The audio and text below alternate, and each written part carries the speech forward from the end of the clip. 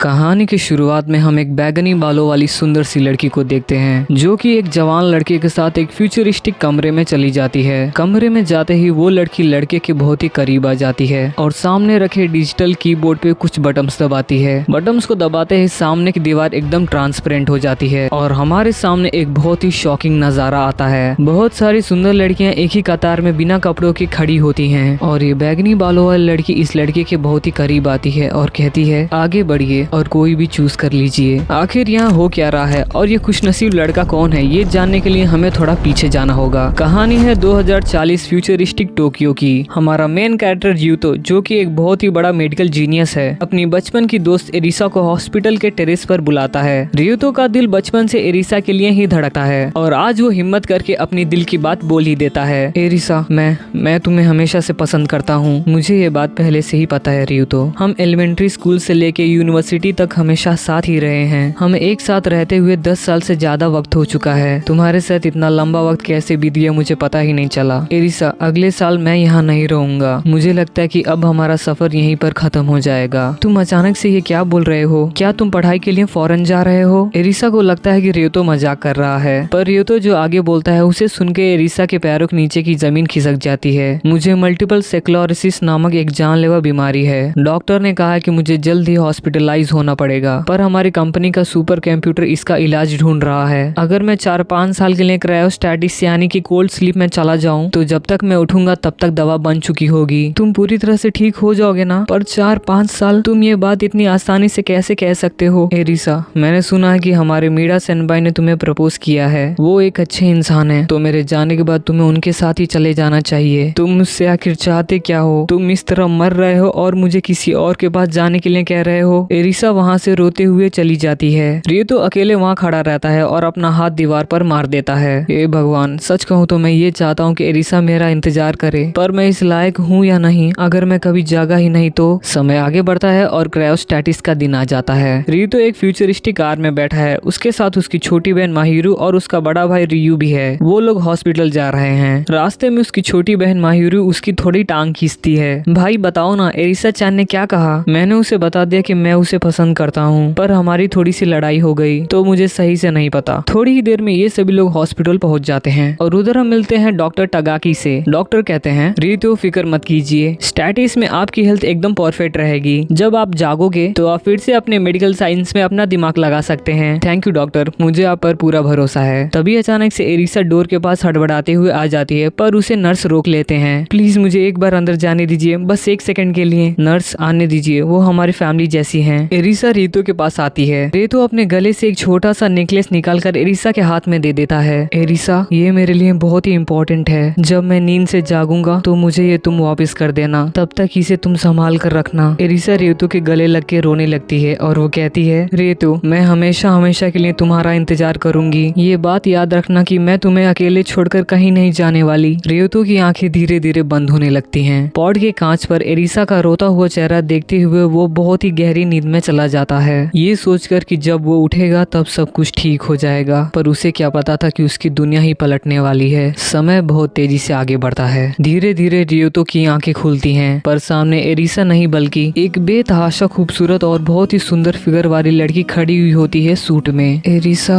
नहीं, शायद मैंने पहचानने में गलती कर दी। मैं कहाँ हूँ? क्या मेरी नींद पूरी हो गई? गुड मॉर्निंग रियुतो, कृपया शांत रहिए। आप पूरी तरह से ठीक हो चुके हैं। जब आप सो रहे थे एआई ने वो दवा बना ली थी और आपको दे दी गई थी। क्या सच में? पर अभी कौन सा साल चल रहा है? आखिर कितना वक्त बीत गया? ये साल 2045 चल रहा है। आप पूरे 5 साल के लिए क्रायोस्टैटिस में थे। पहले आप शावर ले लीजिए, फिर आपका मेडिकल चेकअप होगा। रियुतो कपड़े पहनते हुए आसपास देखता है। रूम बहुत ही अजीब पर एडवांस था। वैसे डॉक्टर टगाकी कहाँ है? मैं उन्हें थैंक यू कहना चाहता हूँ। डॉक्टर टगाकी अब इस हॉस्पिटल में नहीं है। ओह, क्या उनका ट्रांसफर हो गया? और मेरी फैमिली, क्या वो लोग मुझसे मिलने नहीं आए हैं? नहीं, आपके भाई ने ऐसा कोई अरेंजमेंट नहीं किया है। रियुतो, आप मेरे साथ गाड़ी में बैठिए, मैं आपको सब कुछ एक्सप्लेन करती हूँ आपके सोते वक्त यहाँ क्या बदल गया। एक futuristic high security black car के अंदर रितु और मीरा बैठते हैं। बाहर की विंडो पूरी तरह से ब्लॉक थी। हम आखिर कहाँ जा रहे हैं और आप मुझे कुछ एक्सप्लेन करने वाली थी ना। मीरा कहती है, रितु मेरा नाम सोहू मीरा है, अब से मैं आपकी एक्सक्लूसिव एजेंट हूँ। आपकी हर जरूरत और बाहर की दुनिया से कांटेक्ट करने की जिम्मेदारी मेरी है। एजेंट?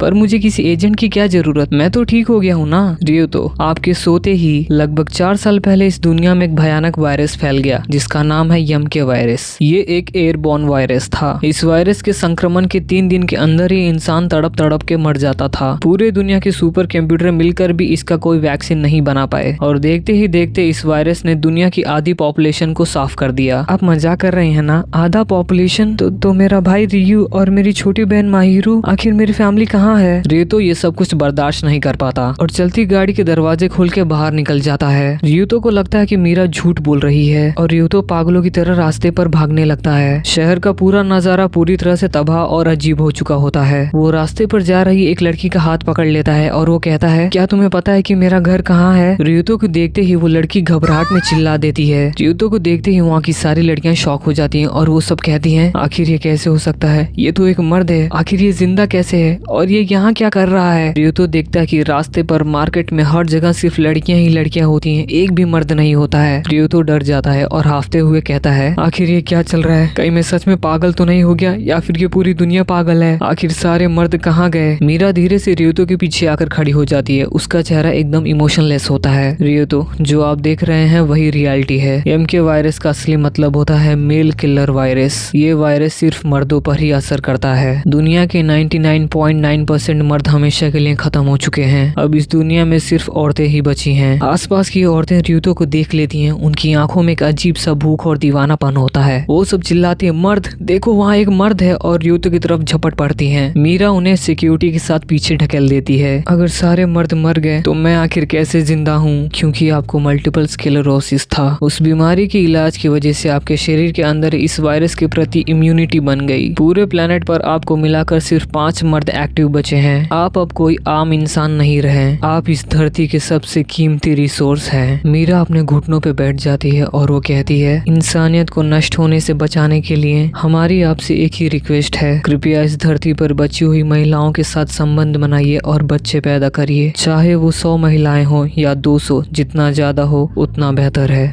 और ये सीन यहीं पे कट हो जाता है। रियू और मीरा लैब पहुंच जाते हैं और मीरा सब कुछ शुरू से बताती है। साल 2040 एक ऐसा अनजान वायरस आता है जो सिर्फ मर्दों को टारगेट करता है। बॉडी पर्पल पड़ने लगती है, हर एक सेल मरने लगता है और कुछ ही दिन में कहानी खत्म हो जाती है। सिर्फ 3 महीने के अंदर इस वायरस ने मर्दों की पूरी जाति ही मिटा दी। ना जाने कितने देश तबाह हो गए। सरकारों ने पूरी पावर महिलाओं को दे दी, जिसे कहा गया UW, यूनाइटेड वुमेन। UW ने सुपर एडवांस AIs को लगा दिया वैक्सीन ढूंढने के लिए, लेकिन वैक्सीन का कोई नामो निशान नहीं मिला। लेकिन तभी ईस्ट के एक छोटे से आइलैंड पर एक उम्मीद दिखी। मल्टीपल स्क्लेरोसिस नाम की बीमारी के इलाज के लिए कुछ मर्द पहले ही फ्रीज किए गए थे और उन्हीं मर्दों में से एक के पास इस यम के वायरस का इलाज था और इस मर्द को UW ने नाम दिया नंबर 1। ये सब सुनकर रियू कहता है, ये तो किसी साइफाई नॉवल के जैसे लग रहा है। इसीलिए मेरी विनती है, जो आपने कल किया वो फिर से मत कीजिएगा। अभी जनता उथल पुथल में है। अगर वायरस की वजह से मर्दों की इतनी बड़ी आबादी मर गई तो क्या आप लोगों ने आर्टिफिशियल इंसेमिनेशन का यूज नहीं किया? बेशक हमने इसे तुरंत ही यूज किया, लेकिन नतीजा वही रहा। लड़कियां तो बच गईं, पर लड़के कुछ ही दिनों में मर गए। अगर उन लोगों का स्पर्म यूज किया जाए जिनके पास इस यम के वायरस के खिलाफ एंटीबॉडीज हैं, तो शायद काम बन सकता है ना? हमने नंबर 1 नाम के मर्द का स्पर्म आर्टिफिशियल इंसेमिनेशन किया था, लेकिन एम्ब्रियो बना ही नहीं। वही महिलाएं अभी तक जिंदा हैं जो नंबर 1 के बच्चों से फिजिकल रिलेशन के जरिए प्रेग्नेंट हुई। लेकिन ऐसा क्यों? इस समय वही बच्चे हमारी मानवता की आखिरी उम्मीद हैं। सारे मर्द साइंटिस्ट और इंजीनियर मर चुके हैं। दुनिया की साइंस और टेक्नोलॉजी तेजी से नीचे गिर रही है। अगर अभी बचे हुए मर्दों ने बच्चे नहीं पैदा किए तो मानवता पूरी तरह से खत्म हो जाएगी। ये सब सुनकर रियू तो गुस्से में अपने घर जाने की बात करता है, पर मीरा साफ साफ मना कर देती है और उसके सामने एक टैबलेट रख देती है जिनमें उन लड़कियों के फोटोज थे जो कि बच्चे पैदा करने के लिए तैयार थीं। रियू को लगता है कि उसके साथ कोई गंदा मजाक हो रहा है। रियू को मनाने के लिए मीरा उसकी बहन माहिरू को बुला लेती है और माहिरू को देखते ही रियुतो की आंखों में आंसू आ जाते हैं। रियुतो कहता है, माहिरू अच्छा है तुम बिल्कुल ठीक हो, मैं भी बहुत खुश हूँ भैया कि आप इस बीमारी से बच गए। पर तभी अचानक माहिरू वो लड़कियों वाला टैबलेट देख लेती है। छी भैया आप तो ठरकी हो। नहीं नहीं नहीं माहिरू तुम गलत समझ रही हो। आगे मीरा रियू को उसके बड़े भाई से मिलाती है और अपने बड़े भाई को देखते ही रियू को विश्वास हो जाता है कि मीरा की सारी बातें सच थी। आगे रियू माहिरू से एरिसा के बारे में पूछता है। इस पे माहिरू कहती है, लगभग 1 साल पहले जब मैं एरिसा चैन की मम्मी से मिलने गई थी तो उन्होंने बताया कि एरिसा से उनका कई सालों से कांटेक्ट नहीं हुआ है, लेकिन वायरस तो बस मर्दों के इन्फेक्ट करता है ना। इन कुछ सालों में हर देश में बहुत ज्यादा तबाही मच गई थी, शायद वो किसी एक्सीडेंट में फंस गई होगी। और ऐसा सुनते रियू तो बहुत ही घबरा जाता है और गुस्से में आ जाता है और तुरंत वो एरिसा को फोन लगाने लगता है। पर कई बार फोन करने पर भी एरिसा फोन नहीं उठाती है। वहाँ यूडब्ल्यू के बड़े लोग बहुत ही परेशान होते हैं क्योंकि रियू तो बच्चे पैदा करने के लिए मान नहीं रहा होता है और यूडब्ल्यू की बड़ी ऑफिसर मीरा को फोर्स करने लगती है अपना काम ठीक से करने के लिए। आगे सीन सीधा रात को रियू के कमरे पर शिफ्ट होता है। रियू एरिसा के बारे में सोचकर परेशान हो रहा होता है। तभी रियू के कमरे का गेट खुलता है और हम देखते हैं मीरा को, जो कि बहुत ही पतली नाइट ड्रेस पहनी हुई होती है। उस ड्रेस में से मीरा के शरीर के सारे हिस्से झलक रहे होते हैं। मीरा कहती है, रियू तो मुझे माफ कीजिएगा। मीरा जी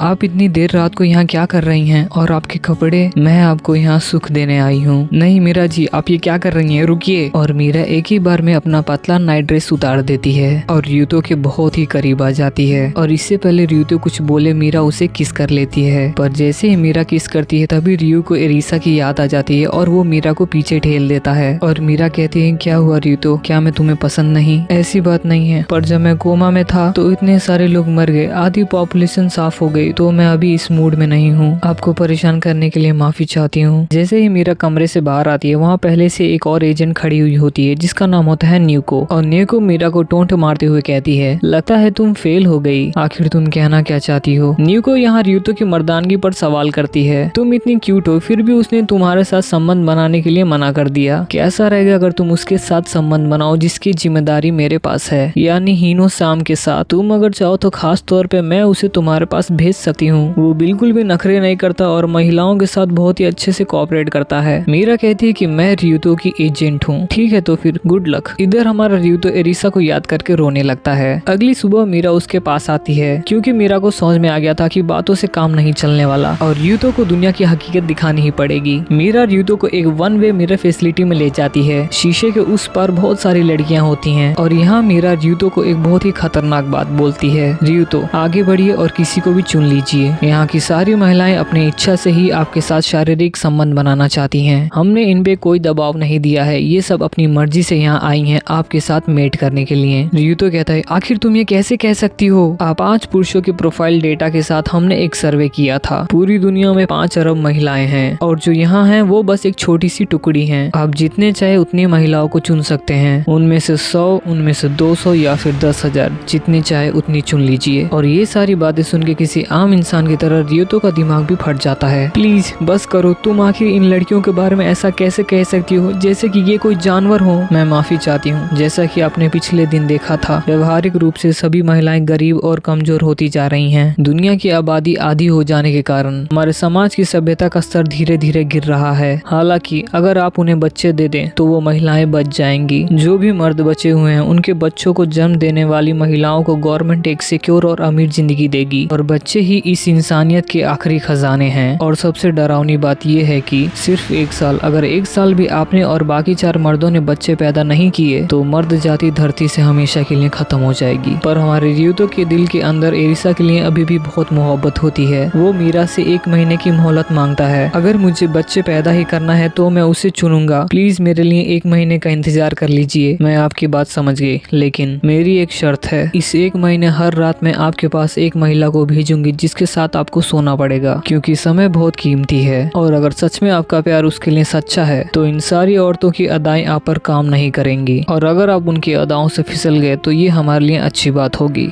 और ये सीन यहीं पे कट हो जाता है। आगे हमें नंबर 1 को दिखाया जाता है जो कि सुंदर लड़कियों से मसाज लेते हुए अपनी फेवरेट एक्ट्रेस का मूवी देख रहा होता है। मास्टर, क्या आपको ये मूवी पसंद है? मुझे ये मूवी नहीं बल्कि इसकी एक्ट्रेस पसंद है, ये कितनी हॉट है। और तभी नंबर 1 की एजेंट आ जाती है। हीनो सैम, चलिए मीटिंग का टाइम हो गया। क्या इतनी जल्दी? ये लीजिए। तो आप आज किसे चूज करेंगे? मुझे समझ में नहीं आ रहा कि आखिर मैं किसे चुनूं। आपका उस लड़की के बारे में क्या राय है? आगे हम नंबर 1 के कमरे को देखते हैं और वहाँ एक लड़की आती है और ये लड़की और कोई नहीं बल्कि वही मूवी की एक्ट्रेस होती है। हीनो सैन, मुझे चूज करने के लिए आपका बहुत शुक्रिया। देखिए, मैंने वही ड्रेस पहना है जो कि मैंने उस मूवी में पहना था। एक्ट्रेस अपनी कपड़े उतार के बेड पे लेट जाती है और हीनो सैन उसकी बॉडी की तारीफ करने लगता है और हीनो सैन उसके साथ मेट करने लगता है। सीन कट होता है और हमें रियुतो को दिखाया जाता है जो कि अपने ब्रेकफास्ट की तारीफ कर रहा होता है। रियुतो को खाता हुआ देख सारी शेफ लड़कियां कहती हैं ये कितना क्यूट है। मीरा कहती है तुम्हें जिस तरह का खाना चाहिए तुम्हें उस तरह का खाना मिल जाएगा, फ्रेंच, इटालियन, चाइनीज, सब कुछ। रियुतो कहता है इतने सारे शेफ की क्या जरूरत है, ये सब काम तो मशीन्स भी कर सकती हैं। नंबर 1 ने कहा था कि इंसानों के हाथ से बना हुआ खाना ह्यूमंस के एपेटाइट के लिए सबसे अच्छा रहता है। हम देखते हैं कि मीरा बहुत ज्यादा खाना खा रही होती है जिसपे रियुतो कहता है मीरा जी शायद आपको खाना बहुत पसंद है, नरिशमेंट के लिए फूड बहुत ही इम्पोर्टेंट होता है। मुझे आपसे जलन हो रही है, आप इतना खाकर भी इतना अच्छा फिगर मेंटेन कर लेती हैं। हाँ तुमने सही कहा, इनका फिगर तो काफी अच्छा है। और ऐसा बोलते ही रियुतो की बहन रियुतो की गाल खींचने लगती है। आप इतने ठरकी क्यों है भैया? आगे मीरा कहती है रियुतो जी अगर आप ये आइसक्रीम नहीं खाने वाले तो हाँ प्लीज मीरा जी अगर आपको चाहिए तो आप ले सकती हैं। और हम देखते हैं कि मीरा वो बड़ा सा डेजर्ट भी खा जाती है और मीरा को ऐसे खाते हुए देख रियुतो अपने मन में सोचता है ये शायद बुरी नहीं है। आगे मीरा कहती है मैं आपकी सेफ्टी के लिए आपका एक पर्सनल बॉडीगार्ड हायर कर रही हूँ और आपकी सेहत का ध्यान रखने के लिए एक नर्स भी। और जैसा कि मैंने प्रॉमिस किया था आप उन दोनों के साथ ही सोएंगे एक ही बिस्तर में। आगे रियुतो को कॉरिडोर में नंबर 1 मिलता है। हे नंबर 2, मेरा नाम हीनो कागुची है, तुम चाहो तो मुझे अपना गुरु मान सकते हो। तो ये है नंबर 1। हेलो, मेरा नाम रियुतो है, आपसे मिलके खुशी हुई। मैंने सुना कि तुमने अभी भी मीटिंग शुरू नहीं किया। वो बात ऐसी है कि हाँ मैं समझता हूँ, मैं जब उठा था तब मुझे भी इन सारी बातों पे विश्वास नहीं हो रहा था। मुझे लगा कि मैं इतना लकी आखिर कैसे हो सकता हूँ। मुझे लगा कि कोई ये ह्यूमन ट्रैफिकिंग का गंदा खेल तो नहीं, लेकिन ये सच था। ये तो सच में जन्नत है। हीनो सैन आप तो काफी पॉजिटिव नेचर के हैं, मुझे अभी इस माहौल की आदत नहीं पड़ी है। ओह तो शायद तुम गुड बॉय टाइप हो, लेकिन मेरी मानो तो अच्छा यही होगा अगर तुम इसे खुल के एंजॉय करो। परसों एक आइडल थी, कल एक मॉडल थी और आज एक एक्ट्रेस। चलो तो फिर मैं चलता हूँ, मैं थोड़ा बच्चे पैदा करने में बिजी हूँ। आगे रियुतो नहाते वक्त नंबर 1 के बारे में सोच रहा होता है कि वो कितने मजे में है। पर तभी रियुतो को एरिसा की याद आ जाती है, लेकिन मजा दुगना हो जाएगा अगर मैं ये सारी चीजें एरिसा के साथ करूँ। मुझे जल्द से जल्द उसे ढूंढना होगा। पर तभी अचानक से बाथरूम की लाइट चली जाती है और अंधेरे में रियुतो स्विच ढूंढते ढूंढते एक बहुत ही सॉफ्ट चीज को पकड़ लेता है। मुझे लगता है कि तुम काफी बेसब्र हो, तो तुम ही हो नंबर 2। आखिर तुम कौन हो और मुझसे चिपक क्यों रही हो? मुझसे दूर हटो। नहाते वक्त शराब पीने का मजा ही कुछ और है और ये लड़की शराब अपने पूरे बॉडी पे गिरा लेती है और इससे पहले ये लड़की हमारे रियुतो के साथ आगे बढ़ती हमारा रियुतो बेहोश हो जाता है। आगे रियुतो की आंख अपने बेड पर खुलती है और आंख खुलते ही रियुतो देखता है कि वही बाथरूम वाली लड़की उसके सोफे पर सोई हुई होती है। क्या इसने मुझे यहाँ तक उठा कर लाया? शायद यही मेरी बॉडीगार्ड है। तभी रियुतो को अपने बेड में कुछ हलचल महसूस होती है और वहाँ से निकलती एक छोटी सी लड़की और अचानक से उसे देख के रियुतो थोड़ा डर जाता है। तो तुम कौन हो और मेरे बेड में क्या कर रही हो? मैं तो तुम्हारे बेड में सो रही थी।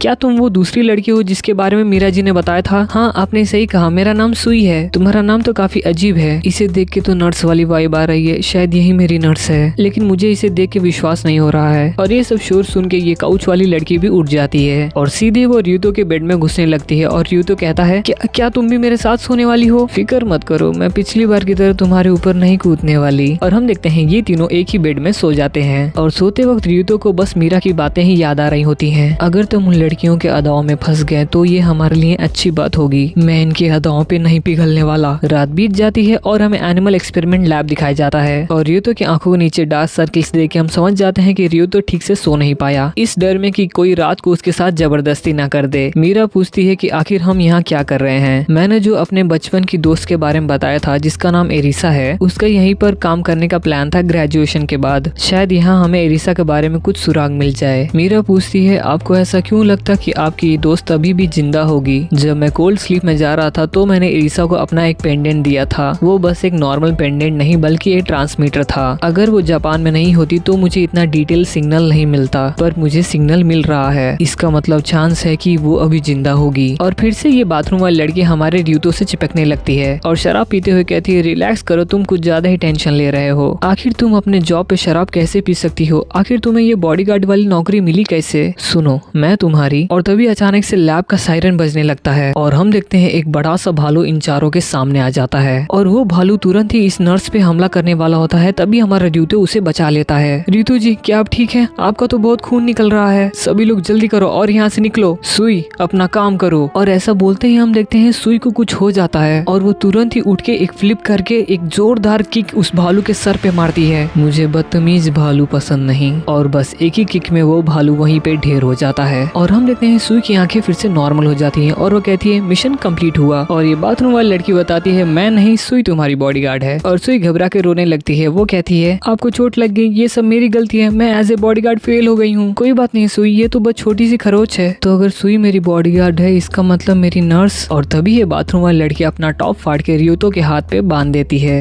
यार ये कितनी औसम है। मीरा कहती है, आखिर यहाँ का सिक्योरिटी इंचार्ज कौन है? आपको हमने पहले स्ट्रिक्ट ऑर्डर दिया था। और स्टाफ मीरा से माफी मांगने लगते हैं और हम देखते हैं कोई इन्हें छुप के देख रहा होता है। आगे ये सभी लोग एरिसा के लैब में पहुंचते हैं और एरिसा का लैब काफी मेसी और गंदा था। कोवर्कर्स के अकॉर्डिंग एरिसा अचानक से कई साल पहले गायब हो गई थी। एरिसा के गायब होने के कुछ ही दिनों बाद उसके लैब में चोरी हो गई। सारे रिसर्च के इम्पोर्टेंट डेटा चुरा लिए गए। हमें पता चलता कि एरिसा जब यहाँ काम करती थी तो उसे बहुत ही कम फैसिलिटीज मिलते थे, लेकिन वो किस चीज पे रिसर्च कर रही थी? वो यम के वायरस पर रिसर्च कर रही थी। और तभी र्यूतो के एरिसा और उसका बचपन का फोटो मिलता है जिसमें एरिसा के हाथ में एक प्यारा सा पपी था। और हमें पास्ट का सीन दिखाया जाता है जहाँ जीरो को एक ऐसी बीमारी थी जिसका इलाज डॉक्टरों के पास नहीं था और उसी पल एरिसा डिसाइड करती है कि वो एक डॉक्टर बनेगी। र्यूतो कहता है, ये सारी बातें और भी कूल लगती हैं अगर तुम अपना नाक साफ करके ये सब बोलती। तुम कितने बुरे हो, तुम ऐसा भी तो एक्ट कर सकते थे कि तुमने उसे देखा ही नहीं। और तभी र्यूतो बोलता है कि वो भी एक डॉक्टर बनेगा, लेकिन तुम्हें तो काम करना पसंद नहीं था। हाँ, लेकिन इस बीमारी का इलाज एक इंसान के बजाय अगर 2 इंसान ढूंढे तो हमें शायद इलाज जल्दी मिल जाएगा, है ना? और इस बात पे एरिसा बहुत ही खुश हो जाती है। मीरा जी, पूरी दुनिया में कोल्ड स्लीप में कितने मर्द हैं? कुछ कंट्रीज के हमारे UW से रिश्ते अच्छे नहीं हैं, तो हमें एग्जैक्ट नंबर तो नहीं पता, लेकिन ये नंबर लगभग 1 से 5 मिलियन के बीच में हो सकता है। अगर मैं पूरी साल भी मेहनत करूँ तो भी मैं एक साल में ज्यादा से ज्यादा 100 बच्चे ही पैदा कर सकता हूँ। इसलिए मैंने डिसाइड कर लिया है, यम के वायरस का क्यूर मैं ढूंढूंगा। इधर हम देखते हैं र्यूतो की बहन माहिरू किसी अनाथ आश्रम टाइप जगह में बच्चों को टॉफियां बांट रही होती है। तभी वो टीवी पे देखती है न्यूज एंकर किसी जिंदा आदमी के बारे में बात कर रही होती है और ये और कोई नहीं बल्कि हमारा र्यूतो ही होता है। र्यूतो टीवी के जरिए दुनिया के सामने आके कहता है, मेरा नाम र्यूतो है, पता नहीं कैसे पर मैं यम के वायरस से इम्यून हूँ और अगर मैं इस दुनिया में जिंदा रह सकता हूँ तो मेरा ये यकीन है कि बाकी मेल्स जो कि कोल्ड स्लीप में है वो लोग भी सरवाइव कर सकते हैं। और आप सबसे मेरा ये वादा है कि मैं यम के वायरस का इलाज ढूंढ के रहूंगा। और हम देखते हैं किसी जगह एक काले हुड में लड़की र्यूतो का इंटरव्यू देख रही होती है और हमें देखने को मिलता है इस लड़की के पास वही र्यूतो का पेंडेंट होता है। तो क्या ये एरिसा ही है या फिर कोई और? ये बात हमें आगे पता चलेगी।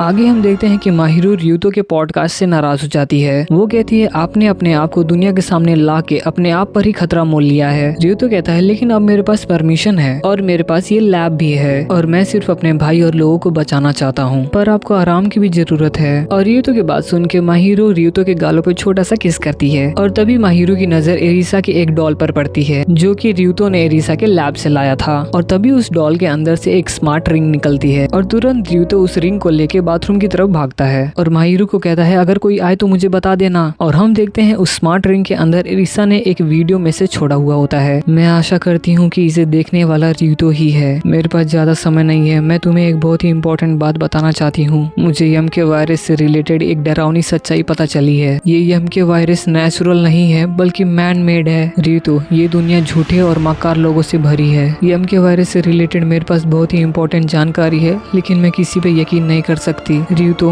मैं तुम्हें बहुत ही मिस करती हूँ। और ऐसा बोल के एरिसा रोने लगती है और ये सीन यहीं पे कट हो जाता है। आगे हम मीरा जी को देखते हैं जो कि बेंच पे बैठ के ब्रेड पाई खा रही होती हैं और अचानक वहाँ र्यूतो के आने से वो थोड़ा एम्बेरस हो जाती हैं। मीरा जी, मुझे आपसे कुछ पूछना है। अगर आपको किसी और चीज पे रिसर्च करना है तो आप मुझे बता सकते हैं। चलिए मीरा जी, वॉक करते हुए बात करते हैं। आप बहुत हद तक मेरे बचपन की दोस्त जैसी दिखती हैं। मैंने आपके दोस्त को ढूंढने के लिए लोग लगा दिए हैं। आपका बहुत बहुत शुक्रिया। अब मैं अपना पूरा फोकस इलाज इलाज ढूंढने में लगा सकता हूँ। रियुतो जी, उस दिन आपको खतरे में डालने के लिए मैं आपसे माफी मांगना चाहती हूँ। उस दिन स्टाफ को भी नहीं पता चला कि भालू के केज का गेट कैसे खुल गया। आपके अटेंडेंट होने के नाते मैं आपसे माफी मांगती हूँ। कोई बात नहीं मीरा जी, ये चोट तो कब का ठीक हो चुका है और मेरी बॉडीगार्ड सुई बहुत ही स्ट्रांग है, जबकि वो देखने में इतनी स्ट्रांग नहीं लगती है। सुई को एक स्पेशल ट्रेनिंग मिली है। वैसे आपको बुरा नहीं लगता क्योंकि आप मेरे साथ फंस चुकी हैं? आप ऐसा क्यों सोचते हैं? क्योंकि आपके इतने कहने पर भी मैंने किसी के साथ मेट नहीं किया। आई एम सो सॉरी, आपने मेरी इतनी मदद की लेकिन मैंने आपके लिए कुछ भी नहीं किया। आप बहुत ही दयालु हैं रियुतो। आगे हम मीरा जी को देखते हैं जो कि नहा रही होती हैं और उनके पास भी एक स्मार्ट ब्रेसलेट होता है और उस ब्रेसलेट को टच करते हैं उसमें से एरिसा का फोटो रिफ्लेक्ट होता है और हम देखते हैं कि एरिसा और मीरा जी काफी हद तक एक जैसी ही दिखती हैं। आगे हम रियुतो को देखते हैं। वो यम के वायरस एक मैन मेड वायरस है। अगर ये सच है तो उसे किसने बनाया और क्यों? आगे हमें 3 बड़ी बड़ी बिल्डिंग्स दिखाई जाती हैं जहाँ 5 लोग बैठ के रियुतो के बारे में बात कर रहे होते हैं। उनमें से एक बंदा बोलता है, इस नंबर 2 के अंदर तो काफी सरप्राइजेस भरे हुए हैं। एक मेडिकल स्टूडेंट जो कि यम के वायरस का क्यूर बना रहा है। लगता है ये बेवकूफ अपने आप को बहुत बड़ा साइंटिस्ट समझता है, लेकिन जब HQ इसे देखेगा तो वो क्या करेंगे? जो भी करे, लेकिन वो शायद वार तो शुरू नहीं करेंगे। अगर उन्होंने ऐसा किया तो पूरी दुनिया उनके खिलाफ हो जाएगी। जापान अब पूरी दुनिया की औरतों के लिए एक उम्मीद की किरण बन चुकी है। अब HQ ने भी उन्हें नोटिस करना शुरू कर दिया है। इसे पब्लिकाइज करते ही हमें फायदा होना शुरू हो गया है। वैसे बाकी नंबरों का हाल क्या है? मैं आपको नंबर 1 की फुटेज दिखा रही हूँ सर। ये तो फुल मजे कर रहा है, बिल्कुल किसी बंदर की जैसे।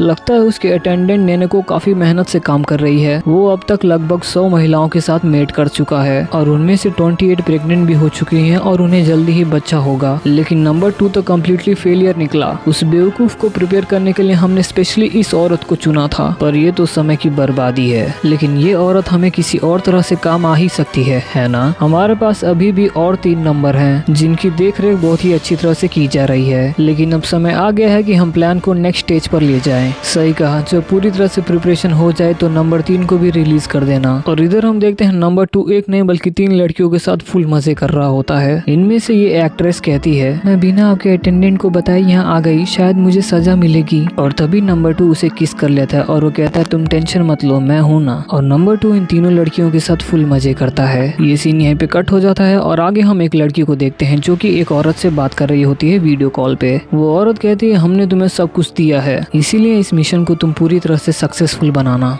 बिल्कुल, आप ये सब कुछ मुझ पे छोड़ दीजिए। धरती के सबसे किस्मत वाले लड़के की स्टड हॉर्स लाइफ शुरू होने वाली है और मैं इसकी परफेक्ट प्रोड्यूसर बनने जा रही हूँ। तो भाई लोग, थैंक यू सो मच यहाँ तक वीडियो को देखने के लिए। मैं आपको बता नहीं सकता इस वीडियो को बनाने में कितनी मेहनत लगी है। तो भाई लोग प्लीज अपना प्यारा सा लाइक इस वीडियो पे छोड़ दीजिएगा और कमेंट में नेक्स्ट पार्ट जरूर लिखिएगा ताकि इस वीडियो को हाइप मिल सके और मेरा घर भी थोड़ा चल सके। नेक्स्ट पार्ट 1-2 दिन में आ जाएगा, तो प्लीज चैनल को सब्सक्राइब कर लीजिए। तो फिर मिलते हैं इस वीडियो के पार्ट 2 में।